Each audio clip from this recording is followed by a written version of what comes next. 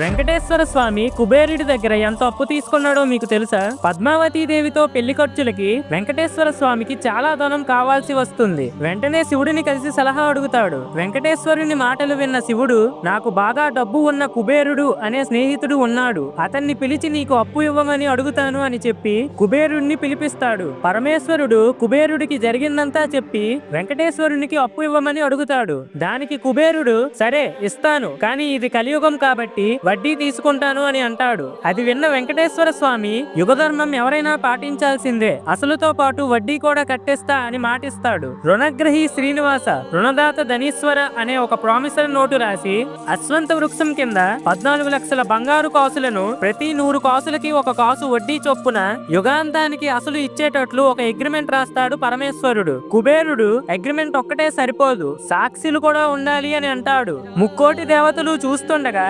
పరమేశ్వరుడు, బ్రహ్మదేవుడు, అశ్వంత వృక్షం వీళ్ళు ముగ్గురు సాక్షి సంతకాలు పెడతారు. దేవతలందరి సమక్షంలో కుబేరుడు వెంకటేశ్వర స్వామికి 14 లక్షల బంగారు కాసులను అప్పు ఇస్తాడు. ఫ్రెండ్స్, గోవిందా గోవిందా అని కామెంట్ చేయండి.